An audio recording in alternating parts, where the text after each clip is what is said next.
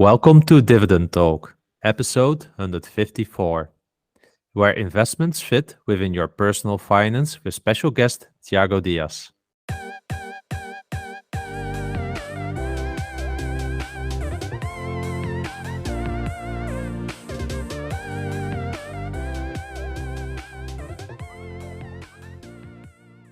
Whether you're a seasoned pro or just getting started, Dividend Talk is the place to be for insights, analysis, and unsalted advice on how to make the most of your money through dividends with our own unique European flavour.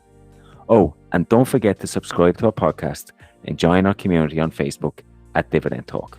See you on the inside.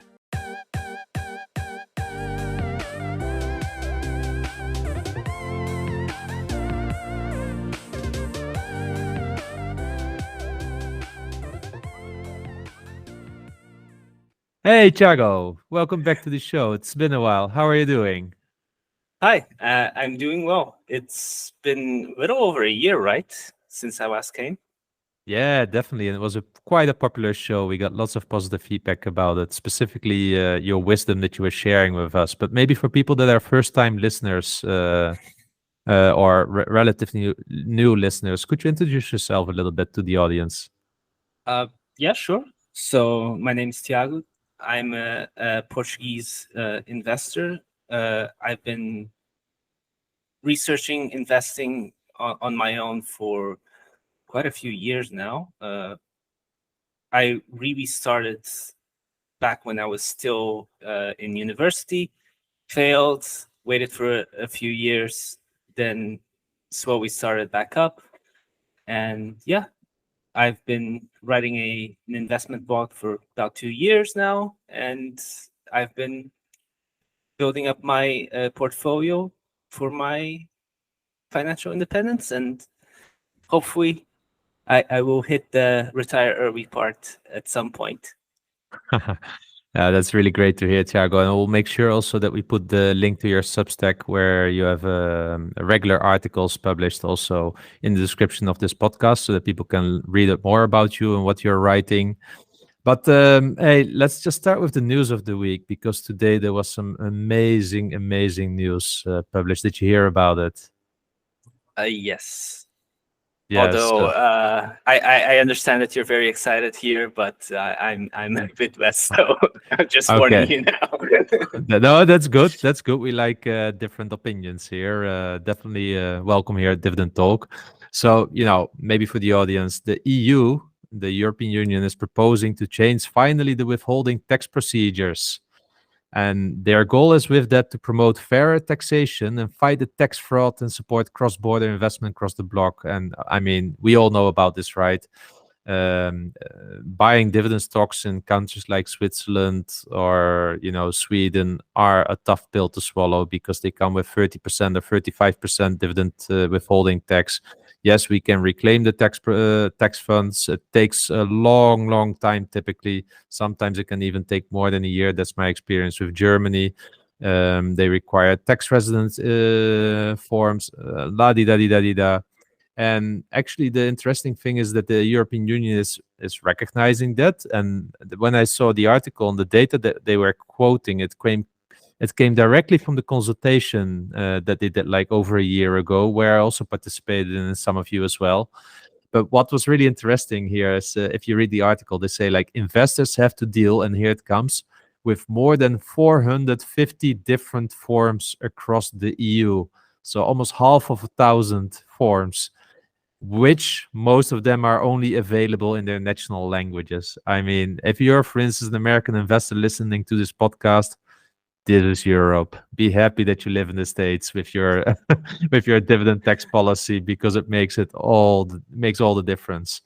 But also why they want to do this proposal, because I never think that they really have the heart at the citizen.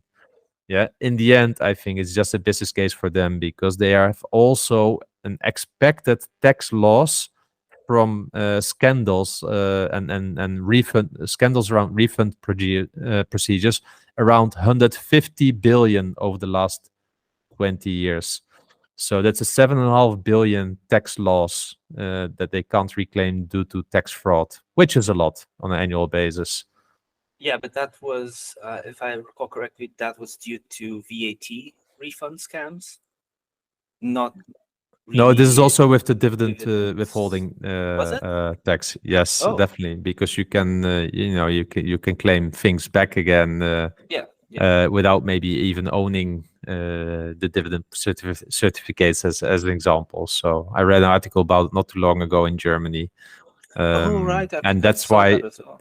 And that's why I think the German tax authority also didn't accept my DEGIRO printouts in their first try. But look, what it is all about, what they are proposing to change. So investors with a diversified portfolio, as they write it, in the EU will need only one digital tax residence certificate to reclaim several funds during the same calendar year, and they need to issue it within 1 day. This is really nice because for me now, I need to fill in a form. A week later, I have it, and then I can only send it to one country. Now, the second one is 2 fast-track procedures, and the countries can choose there, from what I understand. It's either a relief at source, so that automatically already you get the 15%. You don't need to worry about anything else, or a quick refund system, whatever that means. But I believe that it's probably all digitized. That's my assumption here. Otherwise, it can't be quick. Last but not least, and this may be a little bit tricky for people that don't trust governments and really, how is it, admire their own privacy, there will be a standardized reporting obligation for certified financial intermediaries to effectively report to the relevant tax administration about the dividends that have been paid to us. So I have no issue with that, of course, because I'm a loyal tax citizen. I don't mind paying the taxes if they apply to me. Last thing I do is tax avoidance or tax fraud. I would also not recommend it to anyone here, of course. So for me, it would only be great. And yeah, they if the proposal gets accepted, it should come into force on the 1st of January 2027. So that would be still like, what is it, 3.5 calendar years. I can probably still wait for it. It's quicker than I expected. So for me, this is awesome news, and I really hope that this gets implemented sooner than later, because it will make my life so much easier. And I think for most of our listeners as well. Yeah, I mean, it definitely has some benefits, right? But it's a little bit like the little honey that you put where you put a little bit of bait in front of a trap, so that when someone goes in. Come on, just say, what are you afraid of? What are you afraid of? Well, I mean, let's face it here, right? There's several issues. First of all, the standardized reporting obligation, that's actually something that already exists. What this will do is effectively it'll provide even additional information, and it will effectively automate the enforcement of certain tax authorities and tax actions. Yeah. Which can be good and bad, right? If it's the correct tax action to enforce, then okay, great. Whereas if it's the incorrect tax to enforce, perhaps because the tax authority has the wrong information or is mistaken, as has happened before and as regularly happens, then all that this will do is give the IRS, the bureaucracy, additional points of failure and additional points where they can effectively screw with you.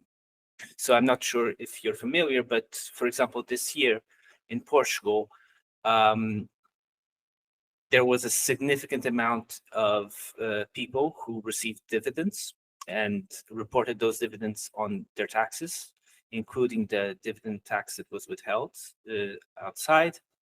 And because of some sort of issue with the tax authority, even though it was the exact same forms that had been filled for years, those were not credited and they were charged an additional tax on top of it. Yeah. And what I see happening here with this type of thing is, okay, there's going to be some error somewhere that's going to cause a lot of trouble for people, and it's going to be a whole lot more difficult to resolve, because now the tax authority can say, oh, it's not us, it's coming from the EU. Yeah. Right. Well, this risk is definitely there, and I mean, yeah, let's trust the process, please. Let me stay optimistic for a while. Okay. Let reality kick Then- in a year Then from you're now. not going to like my second issue that I have with Go this. on, go on. I'll take it all on the chin. Come on, let it go. So, if you recall, during the financial crisis, Yeah. there were certain European governments who needed some money, let's say it, Mm. and they did some things that at least I would consider quite unethical. Like, for example, in Cyprus, they froze the bank accounts and then levied Mm. part of the bank account balances. In Hungary, they seized the people's private pension funds. Mm-hmm.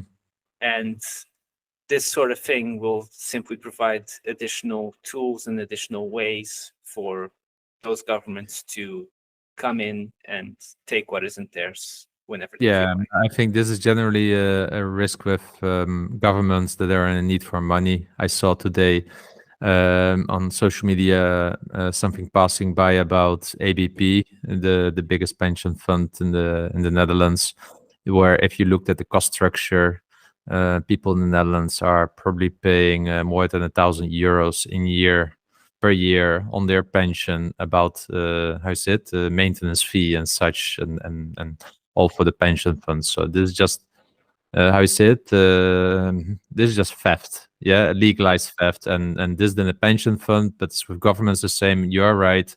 Digitalization makes it easier to track, and it comes down to whether you trust your government or not with your money. Of course, I don't. But I still trust it well enough to let the benefit of full digitalization and instant money to my account with dividends to outweigh that. So I'm a bit more on the positive side. But hey, We'll have to disagree on this. yeah, I'll quickly jump over that one. But no, I do hope that you're right and it ends up being nothing but a benefit. I mean, for you, it will certainly be. For me, it won't affect all that much because I don't have a lot of European companies. But at least for investors like you, it'll definitely be a good help. Good. So, hey, the main topic, right? I reached out to you if you would like to join us during our vacation break here, because this one's pre-recorded again for one of the shows. And I asked you, like, hey, is there something you want to talk about? And you said, like, guys, we talk too little about where investments really fit within your personal finance. So can you explain a little bit about why this came to your mind? And then we'll take it from there to talk a little bit what this really means to us. Yeah, sure. So, I mean, this is really something that should come to the mind of everyone who's thinking about the future and thinking about where their life is going to be in a few years. And part of it is determining, okay, where do I want my life to be and what do I want it to be, right? What are my goals? And you need to really just sit down and take an hour or so and figure out, okay, in 20, 30 years, what do I want things to look like? And from there, you can decide what your next steps should be, right? Because if you just start walking somewhere randomly, eventually you're going to wind up in the ditch. But if you have a destination in mind and you walk towards that destination, then you'll probably get there if you try. And so, at least for me, a big part of my investing is figuring out, okay, what do I want to do and how can I get there? And that comes... what do you want to do? What is your investment goal? Why are you investing? Right. So I think the easiest way to describe it would be actually fairly mundane. I would like to, be able to not have to work if I don't want to. I'd be able to have free time that I could spend on my hobbies, raise a family, have a nice quiet place, on my own home, that sort of thing. I think that pretty much everyone can relate to those sorts of goals. And I think that even people who aren't necessarily thinking about those goals can generally see, okay, yeah, that's interesting, and I would like to have that at some point. And what's the time horizon that you're thinking about?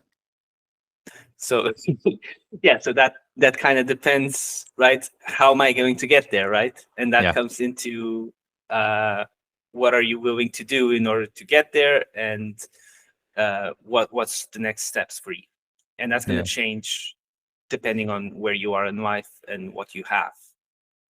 Yeah. So yeah. So I guess the goals are therefore really, really important, right? And for me, for instance, a goal is I want to be financially independent.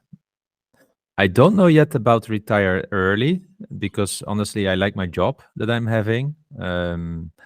I could quit it. I could stay. I haven't made up my mind yet. But what for me, financially independent is really a feeling of ultimate freedom. At least that's how I imagine it myself.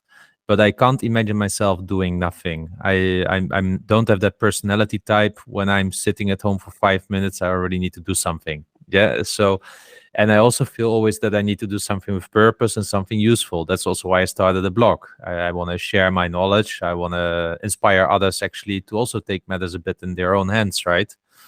And that's for me a clear goal. I want to do it in 15 years, let's say. And I'm now 9 years down the 9 years down the road, let's say. So according to plan, I still have 5 to 6 years left.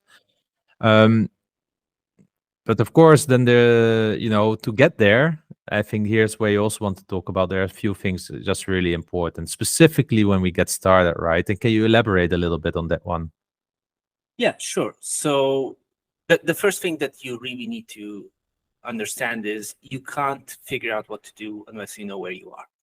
So the first thing you need to do is go to your bank account, take out all your statements, classify them, and figure out for the last year, where have you spent your money?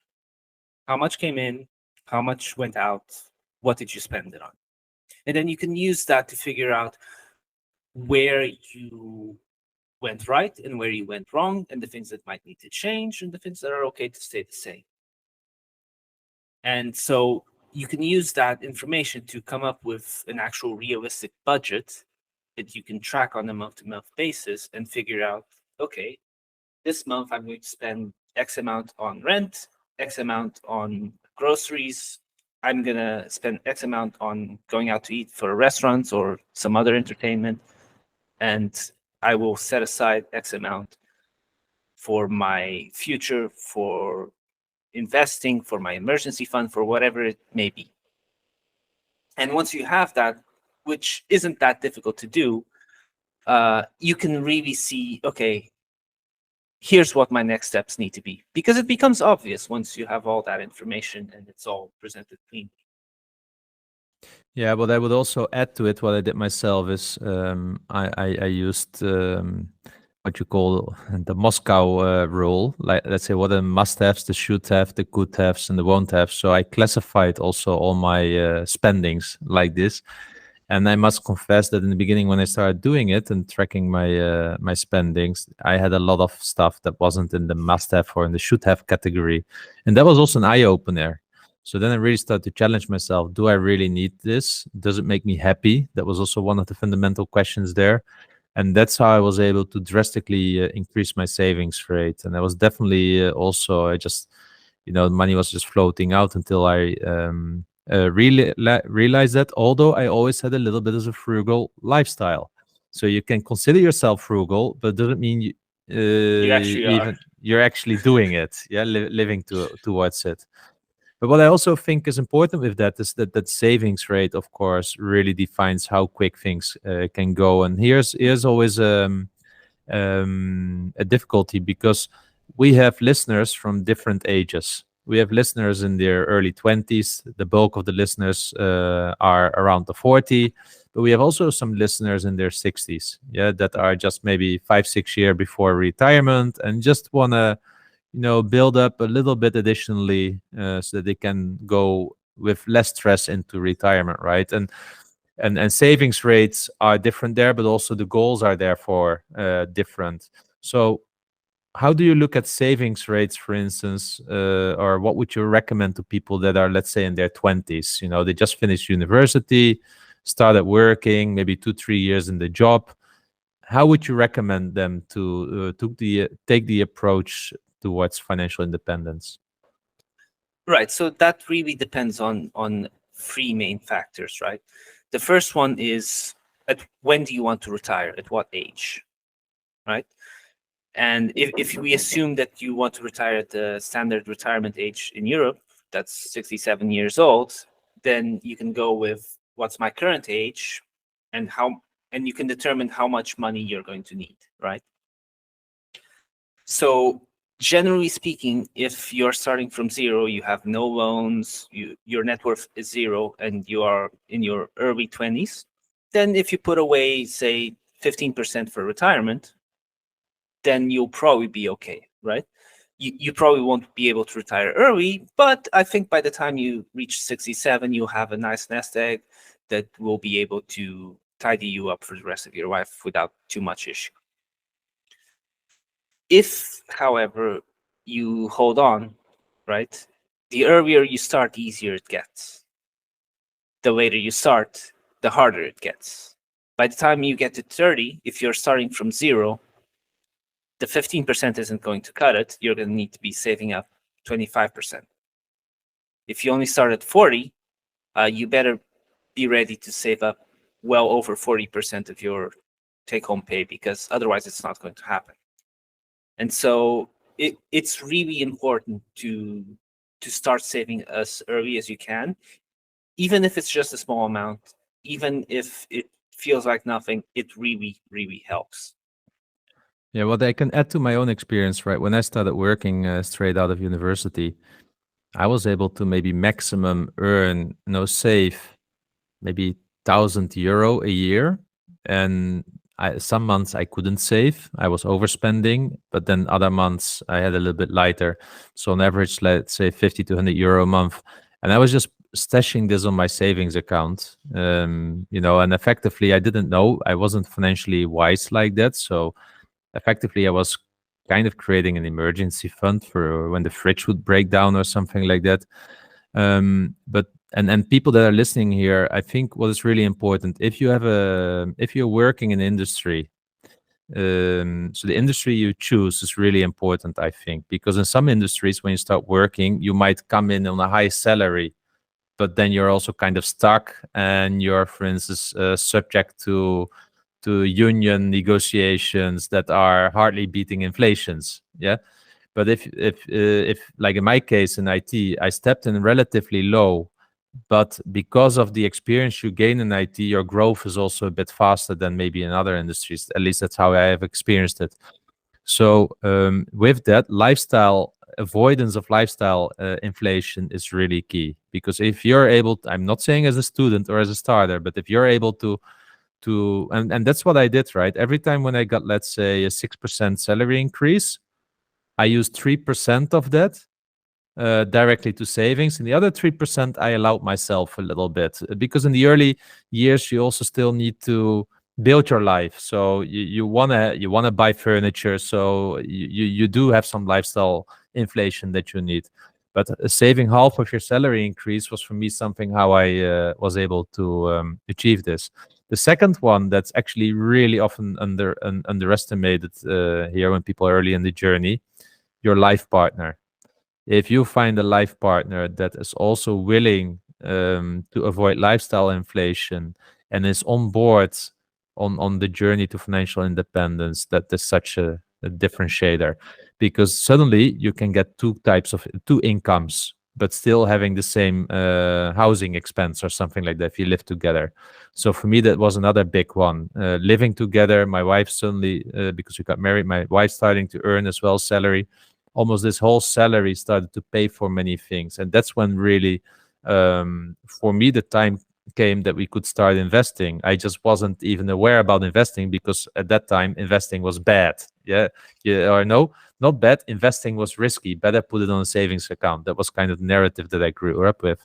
So all I'm trying to say is, like, in these early days, I think, like, getting into the habit of investing, even if it's just 50 or 100 euro, once you have an emergency fund that you feel comfortable with, I think this habit is so important. And then counting on doing your best at your work and having salary growth, plus hopefully, if you're lucky, finding a life partner that's also on the journey, I think that can really fuel yourself in the 20s, right? And get really far. Absolutely, absolutely. And even if either you or your partner aren't necessarily comfortable with investing, because as you mentioned, investing is risky.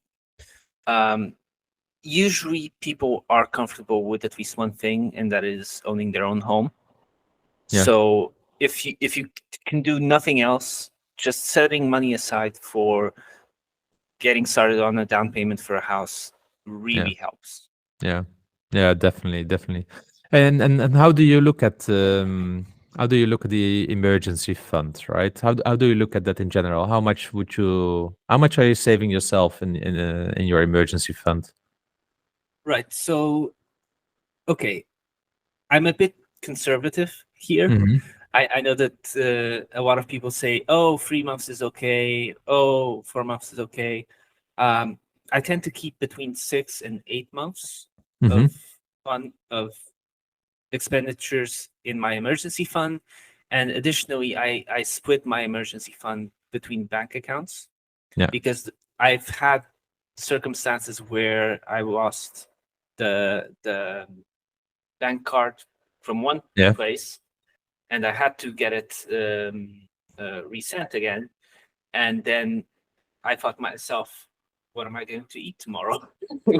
Right? Because for the most part, I use my bank account, so I don't have a lot of cash on hand. And so it was actually a genuine concern of, okay, I have nothing in my fridge. What am I going to eat tomorrow? Well, the bank card is on its way. So, Thiago, as a student, we had a fix for that. We always had like 20 empty beer bottles on the balcony, because then you could take those beer bottles, hand them into the shop. You would have had few euros, and then you could buy a frozen pizza or a bottle of peanut butter with some white bread. So that's a student life hack, I would say. Good point. Good point. Unfortunately, I don't have any empty bottles right now.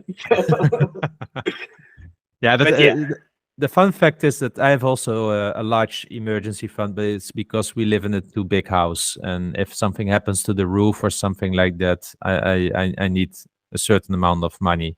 Although you could argue, and that's what I'm wondering sometimes, I could also just take a loan at that time, because I'm just not doing anything with this money already for years. I've never needed my emergency fund. There's also some research out there that you like, it was from 4 or 5 years ago, and it's based on America, that if you look at what you technically need, is just $2,500, because that will pay for most of the bills if you exclude medical bills in America.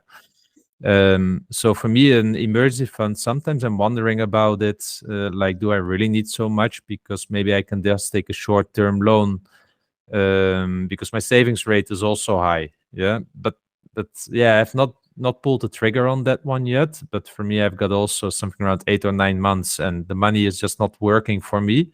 I guess that's also why it's an emergency fund. Yeah, but doubts are, I think, human. Let's say like that.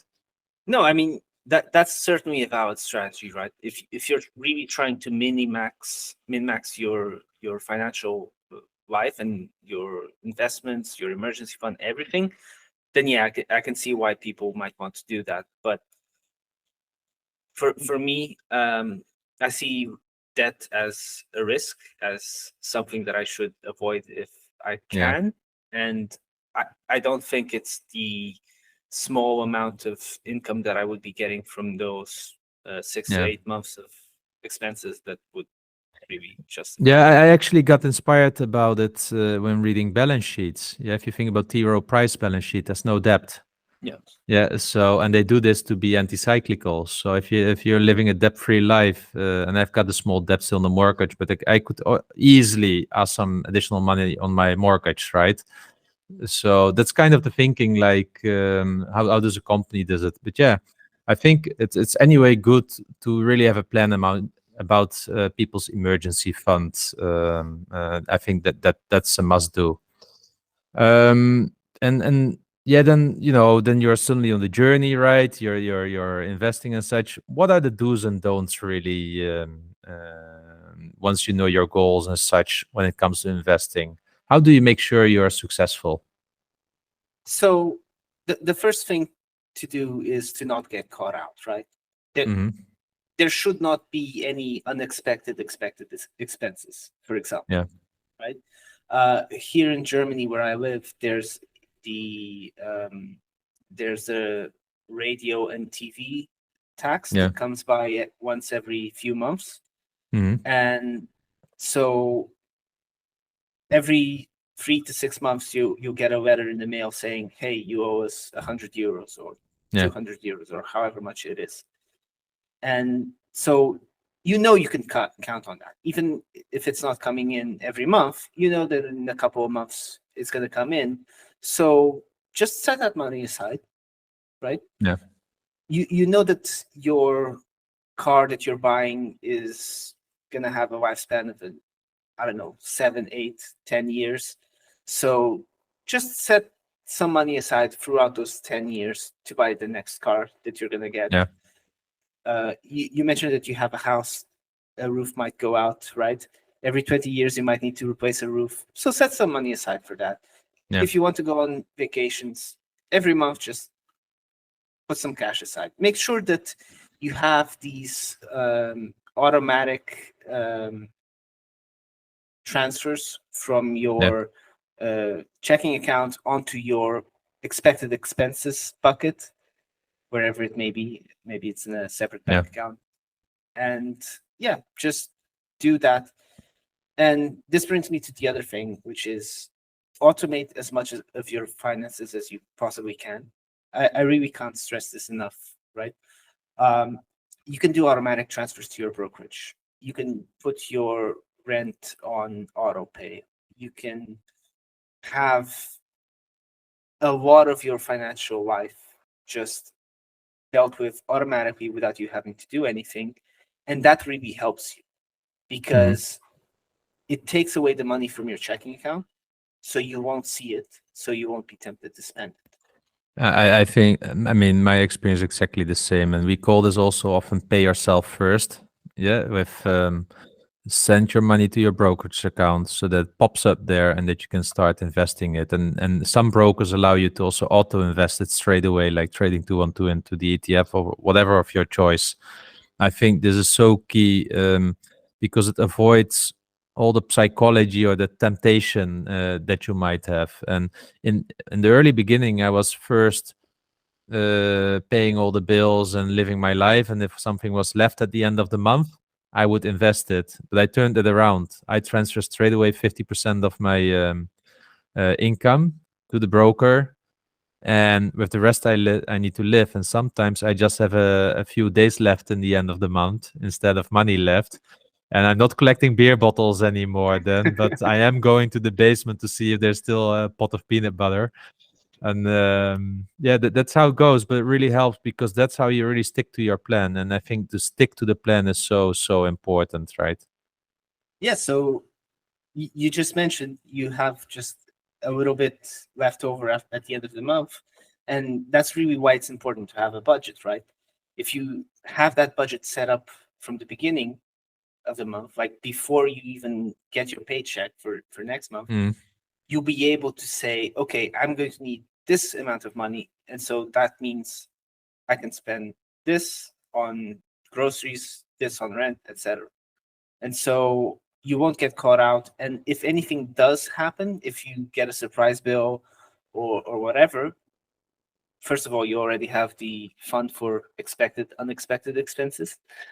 And you can deal with that on your budget and on your But own terms. my experience is that usually you can let an invoice wait for 2-3 days. Usually there's a payment term, let's say in 7 days, so it carries over into when your salary comes again. But also, a month doesn't go in a straight line. So when I have 2-3 days of month left, it's really not an issue, because this is really where the discipline kicks in, and it makes you make choices like, okay, let's go not this weekend out for a dinner, or for this trip, let's do it next week or something like that, right? I've got two kids. Sometimes they're a bit annoyed by that, but yeah, I'm also trying to teach them some financial discipline with this. So, and then when it comes to it, are there any like easy rules to apply also while you're on the journey? Because the journey is long, right? So when you're investing things, what should you think about? So first of all, you need to think about what's your end goal and how much money are you actually going to need, right? Yeah. And generally speaking, I know that the 4% rule is quite popular in dividend investment circles and in investment circles in general, but unfortunately, it's actually quite risky. From what I recall, there were a few issues with the 4% study that ended up meaning that there was some survivorship bias imposed there, and so the actual safe withdrawal rate is quite a bit lower. So the actual safe withdrawal rate is around 2.25%, if I recall correctly. And so what that means is you need 45 times your yearly expenses before you can afford to retire, which can sound quite quite difficult to achieve, right? I mean, that's if you're spending everything that you make, that's 45 years that you need to have as a buffer. But if you're not spending as much as you make, if you have like a large savings rate, if you started a long while ago and you've let your money work for you and compound, it's really not that as difficult as it might otherwise seem, right? Yeah, so for me, I'm not anticipating on the 4% rule. I'm really looking at the dividend income, but you're right. There are some catches with the 4% rule that you need to be aware of. In general, I would say, indeed. And on paper, everything looks nice, right? The real experience is where it comes to, and this also, I think, where I would recommend never to really go on a slim fire, from what I heard from others, unless you know that you will continue to work or hustle your way around to earn some additional money. But otherwise, like have a 20% buffer or something like that. If there's a dividend cut or whatever happens, that you're not straight away into an issue, and that you then don't need to withdraw from your capital, as an example. Yeah, I mean, you don't want to get to age 90 and your investment fund has just ran out and you're still going to live another 5 years. Yeah. No, good. So if we talk about where investments fit within your personal finance, I think we're talking about investments here in general, right? An investment can be real estate, your own house, although it doesn't generate passive income, I would say, your house, but you could sell it after a while, right? If that's your intention, you could live smaller at the older age, let's say, and do it. So there are many ways to your house does generate invest. some income, right? It replaces the rent that you would otherwise be paying. So yeah. So when you pay it down, there's opportunity cost to that extent. Yeah, definitely. But what I'm more trying to say is, like, you can go for the real estate path when it comes to investing and building your nest egg. You can go for just capital growth by just generally the stock market. You can go for dividend income. And you can even invest in businesses outright, right? Locally, for instance, in the local ice cream shop, whatever. Yeah, but I think the rule stays a little bit the same. I think here it's like, spend less than you earn. Make sure you are able to grow your income over your career. Your career is not a straight line. Usually, it's there's kind of an, for most people, what I saw in the statistics is that the top is in the mid 40s somewhere, and then some people drop off. So it's not easy to maintain from there.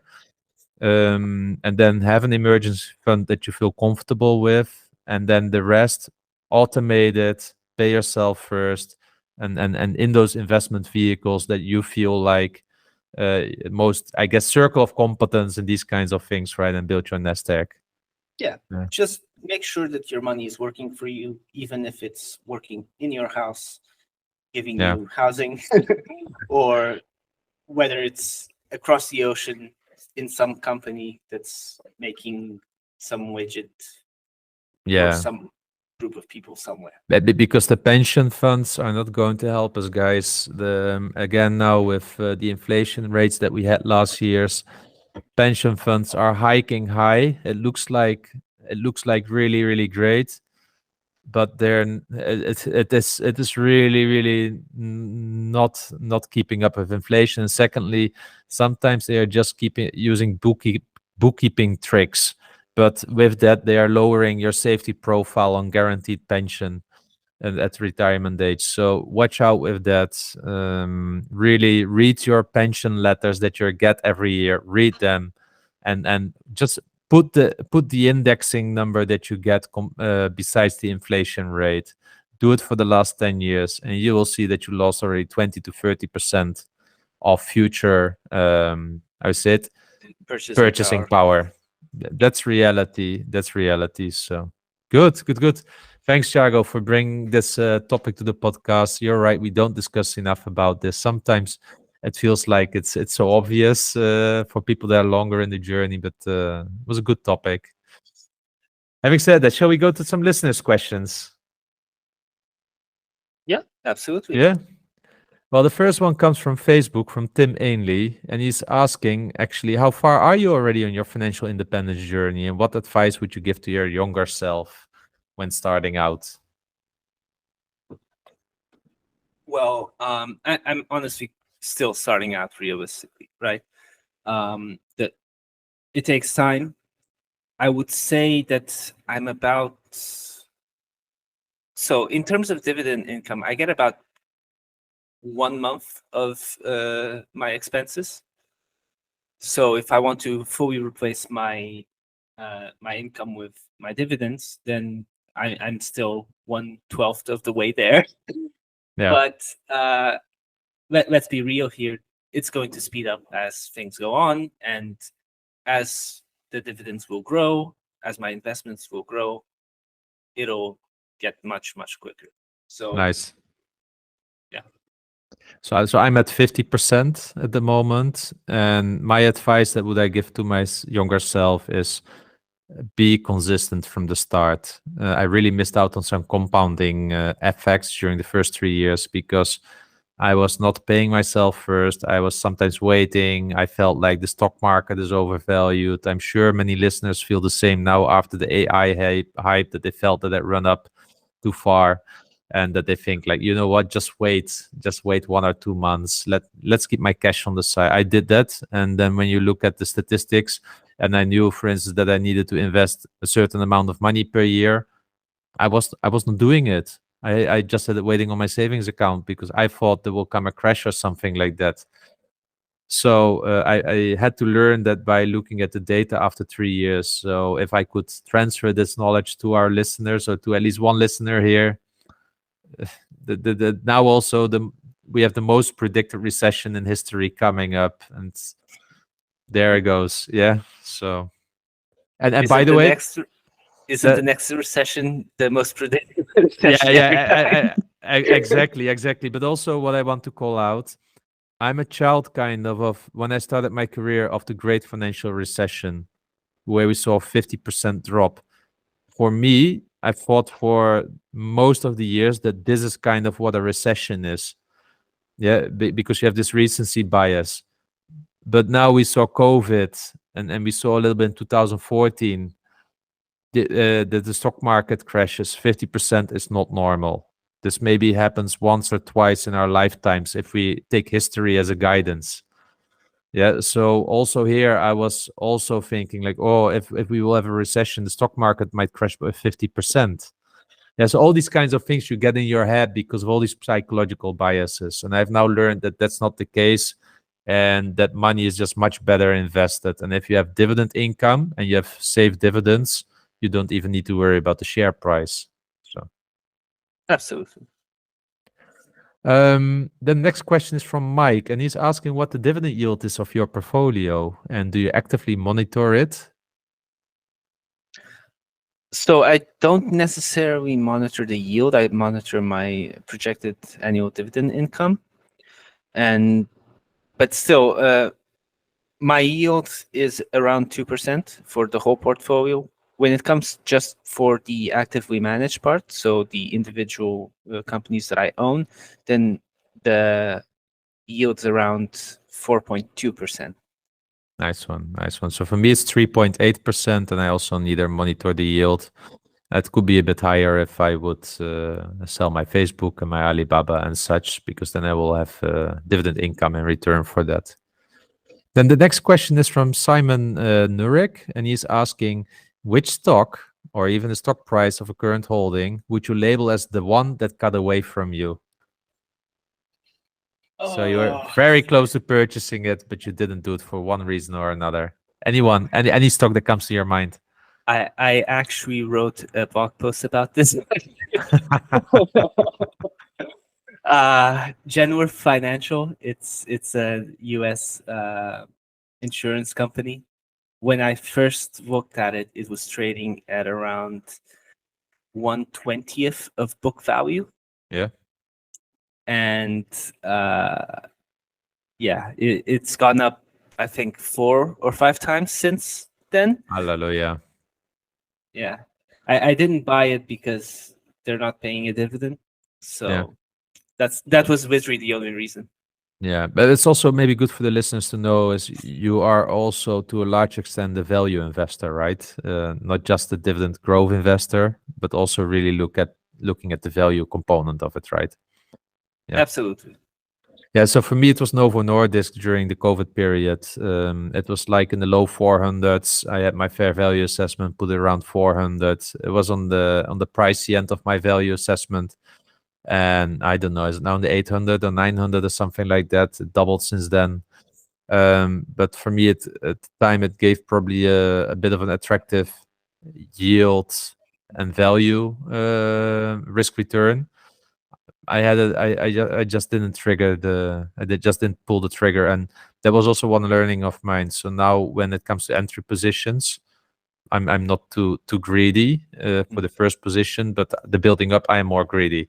Yeah. But not for the first one, because this happened now to me with Novo Nordisk, and I hate it. Then the next question is from Mark Orozzi, also from Facebook, and he's asking, like, what are your thoughts about Intel investing in Germany and also Poland next last week, 3 billion, I believe, is it Germany 15 billion? Quite some capital expenditures, or Israel as well, I believe. Yeah, so this is really, I wouldn't necessarily call this an Intel investment as much as a geopolitical decision, right?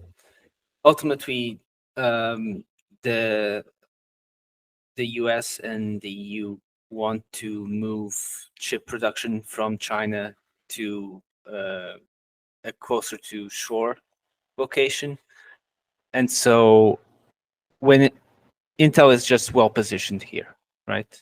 Yeah.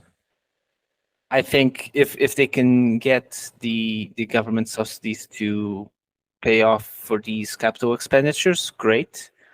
If they can't, I wouldn't be particularly upset if they just cancel the project there. Yeah. So for me, I'm quite bullish on this as such, in the sense of exactly to what you say. I think there's a strong geopolitical catalyst here for Intel.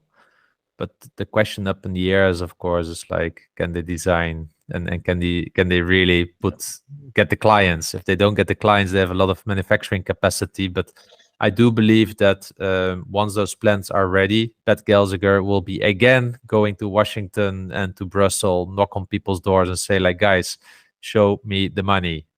And I'm sure there will come some, I would say, legislation in place that forces certain companies to not use TSMC or something like that. They will, of course, not say it directly, but I don't think they will let the investments of Intel and the countries, because they are subsidizing a lot of this, go to waste. Then we have another question from Bas Vervaart from Facebook, and he's asking about your or my thoughts on Siemens at the current price, specifically after the latest guidance of management. Have you had a chance to look into Siemens? I don't actually follow Siemens, so I don't have anything to add Okay. here. So maybe really quickly then, because they released the earnings of the first half back in May. And what is just astonishing to me is that they were able to grow revenue and orders about 13 to 15%. And for such a behemoth of an industrial company, this is a lot. Of course, these companies are cyclical, but still, you don't see these numbers with the other industrials like 3M, General Electric, and such. So it clearly shows that Siemens has a lot of wind in the sails. What is also good is that the book-to-bill ratio is 1.22, so they're getting more orders at the moment than they currently are billing. So the pipeline is only growing, in other words. And yeah, they are now having a free cash flow of about 2.3 billion for the quarter, which is a lot. If you then look at their outlook, what how is it? What Bas is asking about. So they are targeting an earnings per share of about, let's say, 9.5 to 10 euros, which give this stock currently a PE of 16. Now, when I did my last fair value assessment, I had the stock around 135, 140 euros on a 7 billion cash flow, free cash flow.